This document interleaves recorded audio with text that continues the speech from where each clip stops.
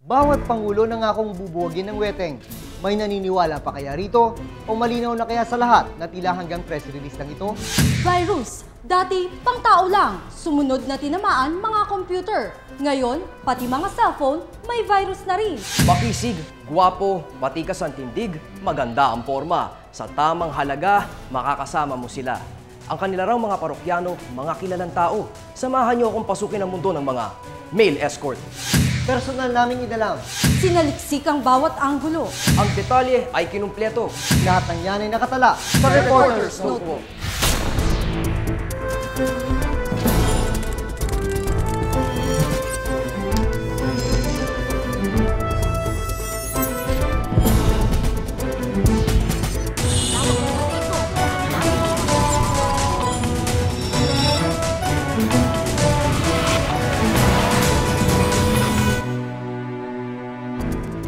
Susunod, mga cellphones nyo. Ligtas pa ba?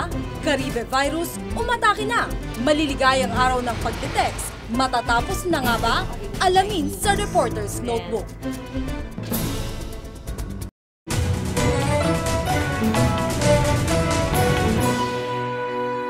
Hindi na lang basta pantawag at pang-text sa mga cellphone. Dito na rin nakalista ang mga importanteng impormasyon tungkol sa ating pamilya, kaibigan at katrabaho. Pero dahil sa isang virus, posibleng masira ang lahat ng mga ito.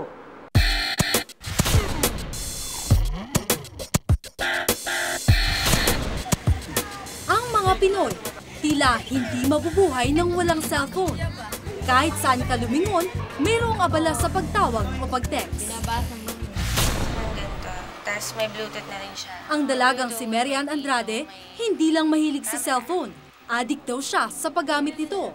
Mahilig ako mag-text. Tapos kahit natutulog ako, nagigising ako pag may text. Text, ganyan.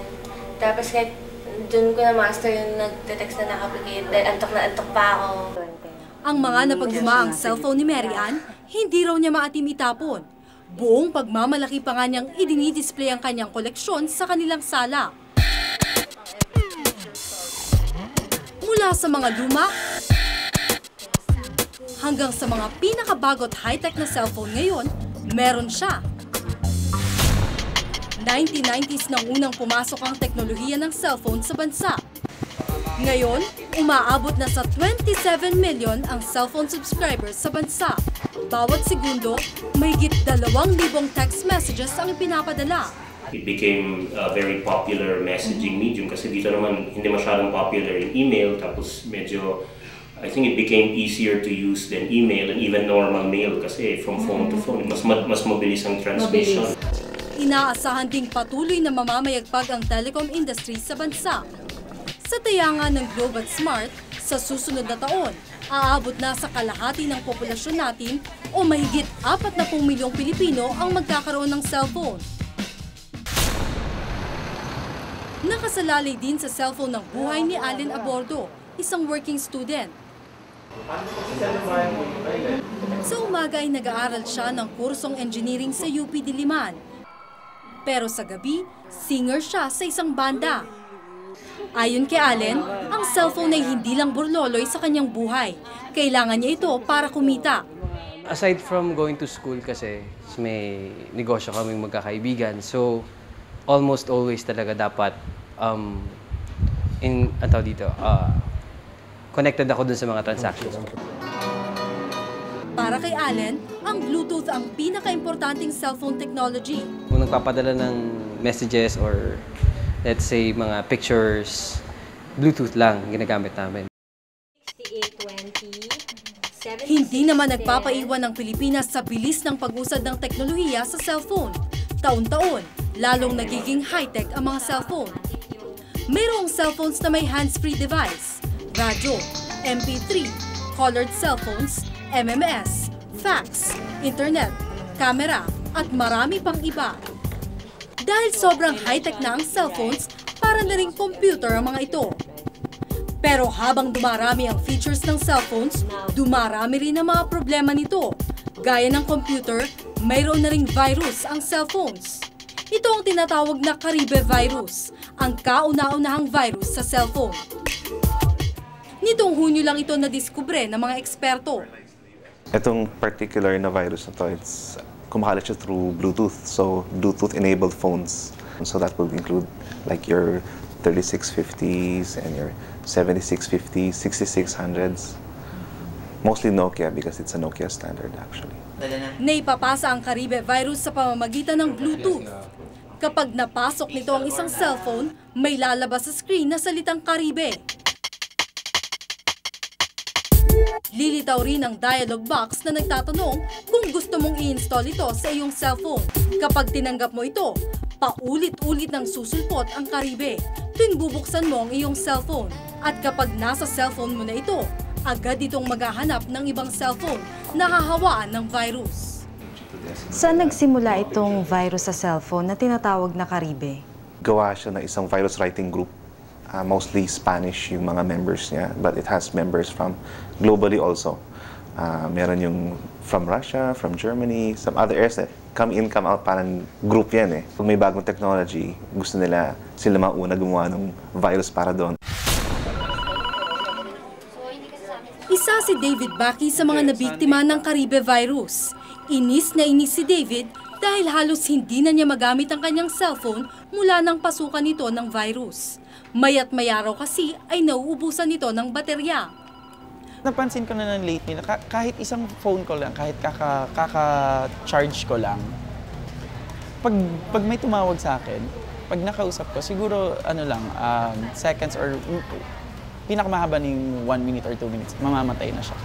Bukod dito, palagi na ring nagahang ang kanyang cellphone. Salo talaga siya, sobra. Ang laking epekto nun, ang laking kasiraan. 29A ang pangalan ng grupong gumawa ng Caribe virus. Kinilabutan ako nang ipakita sa akin sa computer ang numerong katumbas ng 29A.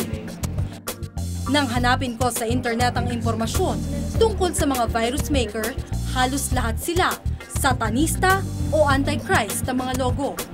Nagkukubli rin sila sa mga alias. Kapag nahuli kasi ang isang virus maker sa computer man o sa cellphone, mananagot siya sa batas dahil ang kanyang ginawa ay cybercrime. Ang dance coordinator na si Tracy Nartates ay napagbintangang nagkakalat ng Caribe virus. Sa loob kasi ng 2 araw, halos lahat ng kaopisina niya ay nahawaan niya ng virus sa cellphone. Kinonfront nila ako na, ano yung sinesend mo? Sabi gano'n, galit na galit sa akin yung mga bossing. Sabi ko, wala po akong sinesend. Sinubukan na raw niyang burahin ng Caribe sa kanyang cellphone. Pero kahit na-erase na niya ito sa menu, maya-maya ay nagpakita na naman ang virus. Actually, nakakaloka siya kasi para siyang kabuti, na sulpot ng sulpot. Sa tingin ni Tracy, wala nang pag-asang matanggal pa ang virus. Tuluyan na rin daw nitong sinira ang kanyang cellphone. Mabuti na lang daw at nakumbinsin niya ang mga kaopisina na hindi niya kasalanan ang nangyari. Sa bilis nitong kumalat, dumagsa ang mga tao sa cellphone repair shops dito sa Recto. 500 hanggang 1,500 pesos kasi ang kadalasang singil nila sa pagtanggal ng virus. Pero pwede namang hindi nadalhin sa mga repair shop ang cellphones kapag pinasukan ng Caribe virus. Dahil may impormasyon na kumakalat ngayon sa internet tungkol sa pagtatanggal dito. Ganito ang paraan. Piliin ang Caribe file mula sa list of applications. Sunod, pindutin ang cancel. At pagkatapos, i-delete na ang mga sumusunod na file gamit ang file manager. Kung sakaling magbabalik-balik ang virus sa inyong file manager, ipakonsulta ang telepono sa mga eksperto. Para naman daw maiwasan ng virus, i-on lang ang Bluetooth ng cellphones sa mga pagkakataong kailangan itong gamitin. At huwag tatanggap ng Bluetooth message kung hindi kilala ang nagpadala. Paniwala ng mga eksperto, simula pa lang ito ng paghahasik ng lagim ng mga virus sa cellphone. Kung tutusin, hindi pa raw gaanong nakakatakot ang Caribe. Ang mga susunod, mas mabagsik pang mga virus ang susulpot. Pero gaya ng pagkontra sa Caribe, kung makagagawa ng virus, may magagawa ring lunas para rito. Ako si Cheryl Yao at ito ang nakatala sa aking Reporter's Notebook.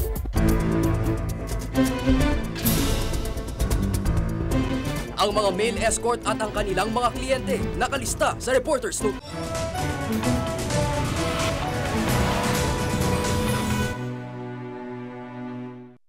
Naging kontrobersyal ang pag-amin ng isang sexy star na naging escort daw ng ilang politiko.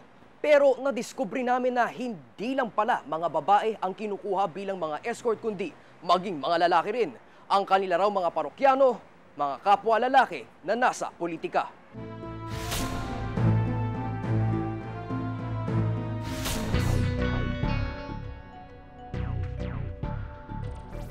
Nagkalat sa mga dyaryo ang escort service ads. Ito ngayon ang punteriya ng NBI National Capital Region. Kamakailan, inimbitahan nila akong sumama sa kanilang operasyon. Escort Manila's Best ang organisasyong tinarget ng mga operatiba. Tinawagan ng numero, positibo, all the way ang serbisyo sa halagang 2,500 pesos. 10 o'clock, around 10:30. 10:30? Oo. Inihanda na ang marked money para sa entrapment operation. Dumiretso ang mga operatiba sa isang hotel. Sa 9th floor, bakit na kami? Sa kwartong ito, hinintay ng asset ang male escort. Kasama niya ang agent na magpapanggap na driver. Maya-maya, dumating ang bugaw at ang alaga. Dumiretso ang male escort sa kwarto. Wala siyang kamalay-malay, hinuli na pala ang kanyang bugaw. Tinanggap kasi nito ang marked money mula sa NBI na nagkunwaring driver. Sa loob ng kwarto, huling-huli sa video ang escort na nagbibigay ng iligal na serbisyo. Hinihintay na lang namin ngayon yung go signal para pasukin na yung kwarto. Sa kasagsagan ng mainit na eksena sa kama, lumakad na kami kasama ang mga operatiba ng NBI.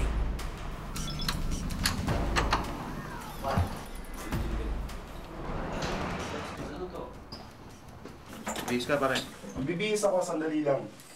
Dinampot ang nagulat na male escort. Itago natin siya sa pangalang Marvin.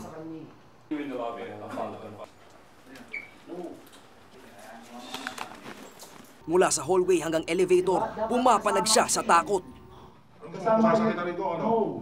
O, sumama ka na maayos. Teka, nasaan na siya? Sasama ka ba na maayos o ano? Hindi, tinatanong ko po. Ha? Sasama ka ba sa amin? Sasama ako sa inyo. Wait.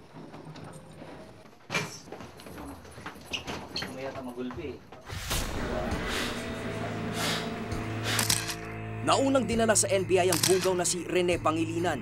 Inamin niya ang iligal niyang pinagkakakitaan. Ayon sa kanya, mahigit 20 ang kanyang mga alaga. Wala siyang opisina. Sa pagtawag at pag-text daw siya nakikipag-transaksyon. Actually po, pinagsisihan ko talaga. In fact, nakukonsensya na rin ako kasi hindi ako yung kasama. Hindi ako kagaya ng mga nasa advertisement na nababasa. Si Marvin ay 19 anyos. Desperado siyang ipagpatuloy ang naudlot na edukasyon sa kolehiyo. Kaya ang katawan niya, ipinagpapalit na pangmatrikula. Wala pang big-time customer si Marvin. Isang buwan pa lang daw kasi siyang escort. Nakikipag-sex ako sa hindi ko kakilala. Hindi ko alam kung may sakit ba to o wala. Diba? Nandun yung point na pwede kong magkaroon ng AIDS. Kung hindi, okay lang naman din kasi... Kamakailan, pinasabog ni Kiana Reeves ang issue ng escort service na ginagawang pronta ng prostitusyon. Mga artista na nagpapagamit sa mga bigatin kapalit ng pera. Ayon kay Kiana, politiko ang ilan sa kanyang mga umano'y kliyente. Common sense na lang, sino bang maka-afford pagbayad na ganyang kahalaga, 50,000, di ba? Di yung mayayaman, sino bang mayayaman dito sa Pilipinas? Mga businessman, tsaka yun nga, na-involve nga yung mga politician din. Dahil dito, may mga naiskandalo at humingi ng investigasyon sa Kongreso. An inquiry could be made with respect to this, and I'd like to call on the lady legislators to give all-out support to this inquiry. Kung totoong suki nga ang ilang opisyal, babaeng escort lang kaya ang habol ng politiko? Nitong Marso lang, naging kontrobersyal si Senador John Osmeña. Inakusahan siya ng panggagahasa ng isang callboy. Itago natin siya sa pangalang Ryan. Nilabag daw kasi ng senador ang mga kondisyon. Nangyari noon, nagalit po ako kasi wala ho sa usapan yun eh. Parang nabad trip na ho siya noon. Ikinagalit ito ni Senador Osmeña. Kasagsagan ng kampanya noon. Malinaw daw na may halo itong politika para siya'y masira. This was a cooked up political hatchet job. Sa kasalukuyan, ibinasura na ng Department of Justice ang kaso dahil sa kakulangan ng sapat na ebidensya. Politikong parokyano ng mga callboy, di na bagong issue yan kay Ian. Sa Quezon Memorial Circle siya karaniwang nag-aabang ng kliyente. Ayon sa kanya, sa kasagsagan ng kampanya, pinake up siya ng isang kandidato sa isang lugar malapit sa Maynila. Baling presyo ko yung 700 sa kanya. Binuksan nga niya yung yung ilaw sa kotse. Meron mga parang mga dokumento na tapos nabasa ko yung family name nila. Tapos sabi ko, politika pala to. Itong nasamahan ko. Dating bold stars ang magulang ni Ian. Nagrebelde siya, naglayas, napasubo sa pagkalakal ng laman. Kwento niya, marami na siyang naging kliyenteng sikat. Meron nung sa artista, yung dati si 6 months ago. Bali hindi niya ako dyan nakuha sa may circle. Bali dito sa may sa Ortigas. Pero bukod sa mga macho, maging mga lalaking mukhang babae, may kliyente. Setyembre ng nakaraang taon, dinampot ng mga pulis Makati ang inakala naming female escorts. Tumatambay ang mga target sa tapat ng mga hotel. Pero nang mahuli, mga lalaki pala sila. Tulad nila, gay escort din si Carmina. Sa mga cyber cafe siya tumatambay. Iba-iba raw ang taste ng mga lalaki kaya kahit katulad niya, may customer. Foreigners ang kanyang kachat. Ipinaalam sa pamamagitan ng internet ang serbisyo. Bago pa bumisita sa bansa ang kliyente, may kasunduan na sila. Hindi lang escort service yung mga nangyayari doon, iba't iba. Merong minsan pupunta na sa point na sinasama ko siya sa hotel, tapos nangyayari na yung mga bagay na hindi ko inaasahan. Tulad ng? Tulad ng sex, ganon. Reklamo ni Leo Picasso, presidente ng Philippine Tour Operators Association of PhilToa, ikinasisira ng mga lehitimong tour guides ang masamang imahe ng escort service. Minsan daw, napagkakamala ng kanyang tour guides at nababastos. We've been promoting Philippines, attending sales mission in abroad, coming up, developing new destination here. Tapos pagdating dito, masisira lang tayo. I hope the government can do something about this. Walang nakalistang escort service companies sa Securities and Exchange Commission o SEC. Ang pinakamalapit na negosyo, tourist guide operations. Kung babaguhin ang batas sa prostitusyon, mas matibay ang tsansang maparusahan ang nagpapatakbo ng mga escort service. Paniwala ni Gabriela Party-List Representative Liza Masa, hindi batas ang batas sa prostitusyon. Babae lang kasi ang pwedeng kasuhan. Ang batas natin sa prostitusyon ngayon talagang nakafocus lang doon sa pag-criminalize ng babae, no, ng prostituted woman. Pero yung iba pa, yung mga establishmento, yung mga bugaw, at saka yung mga customers, hindi sila napaparusahan. Sa panukala ni Maza para amyendahan ng batas, babae o lalaking nagbebenta ng aliw ay maaaring kasuhan. Pero dapat daw silang ituring na biktima at alalayan sa pagbabago. Mas mabigat ang parusa sa bugaw o grupong nagpapatakbo ng prostitusyon. Di rin ligtas ang customer sa kaso. Kung opisyal ng gobyerno ang sangkot, mas mabigat ang kanilang pananagutan. Kongresista ka nga, nagagawa ka na nga ng batas, tapos nai-involve ka sa mga illegal na bagay, di dapat talaga, mas malaki pa nga dapat ang parusa mo. Habang wala pang pagbabago sa anti-prostitution law, baka makalusot si Marvin at ang kanyang bugaw. Balak silang kasuhan ng NBI ng indecent show o malaswang pagpapalabas. Pero may posibilidad na hindi ito pumasa sa korte. Si Rene, mangingibang bansa para magbagong buhay. Si Marvin, walang kasiguruhan. Habang di pa nakakapagtapos sa pag-aaral, lahat maaaring pasukin, maging pagkalakal muli ng kanyang laman. Ako si Carlo Lorenzo at ito ang nakatala sa aking Reporter's Notebook.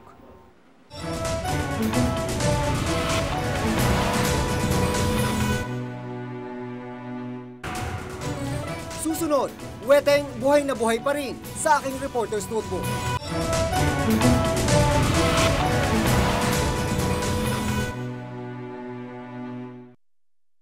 Sa pisong taya mo, 1,000 ang panalo. Kaya ang Weteng sikat pa rin hanggang ngayon.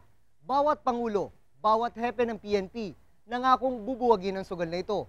Pero bakit talamak pa rin ang weteng?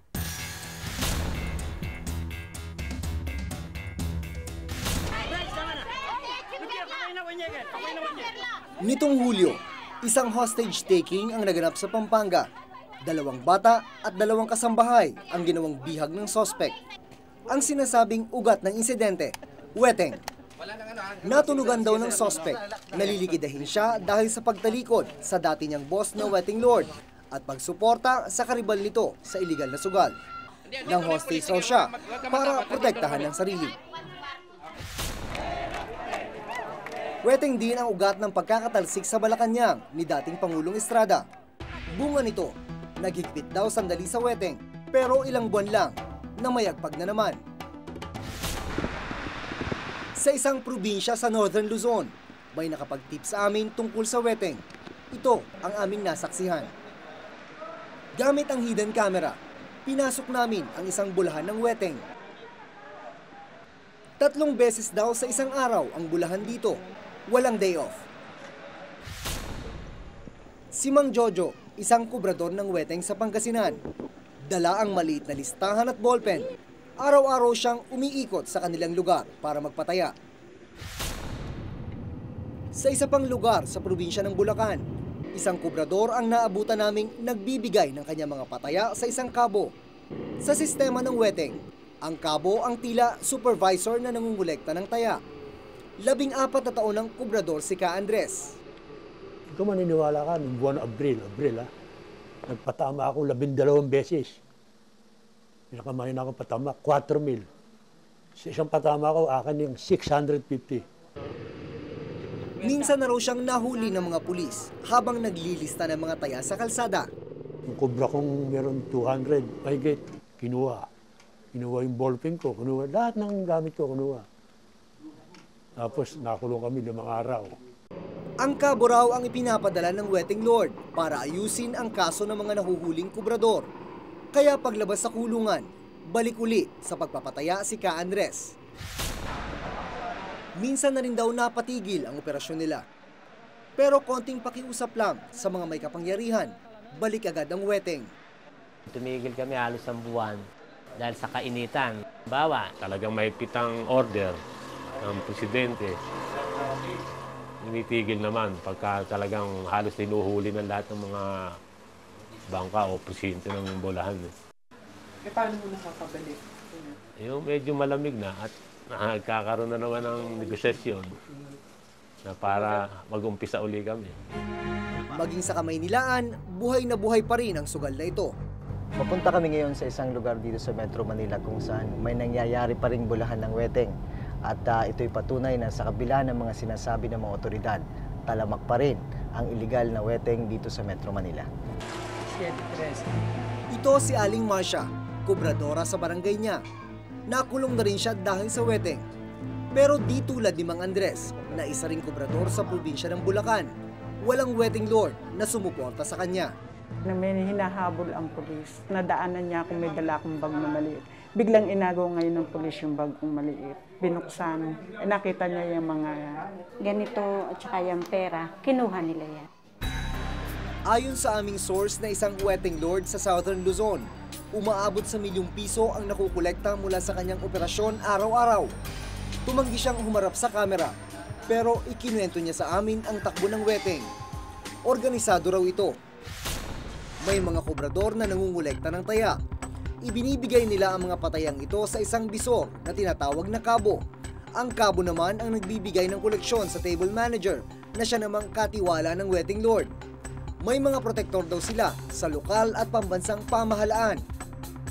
Mula sa ₱1,000,000 nakolekta, 10% o ₱100,000 ang napupunta sa mga protektor sa national level, 7% o 70,000 naman sa mayor at mga tauhan nito, 18% o ₱18,000 sa mga kabo at kobrador, 60% o ₱650,000 ang kabig ng wetting lord.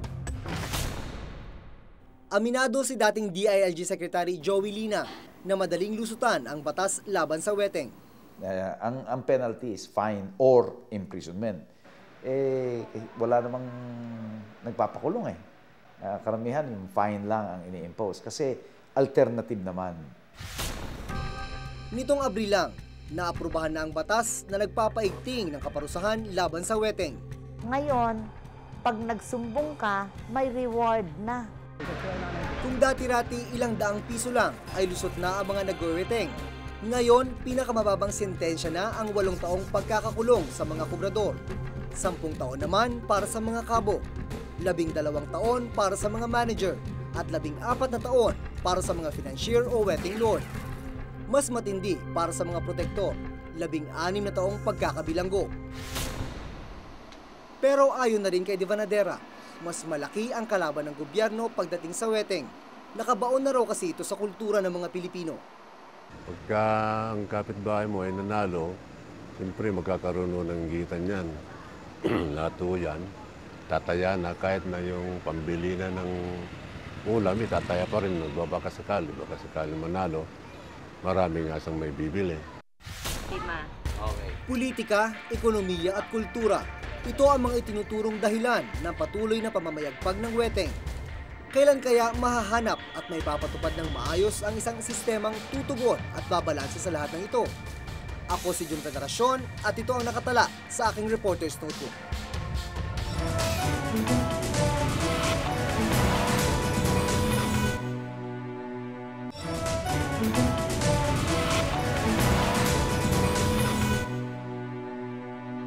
Kung may nais kayong ipasiyasat na isyu o balita, maaari kayong tumawag sa amin sa numerong 928-4239. Maaari rin kayong mag-email sa amin sa reportersnotebook@gmanetwork.com. Para sa malalimang pagsusuri ng issue at balita, samahan kaming muli sa susunod na Martes. Ako po si Carlo Lorenzo. Ako si Sherry Liao. At ako si Jun Federacion at ito ang Reporter's Notebook.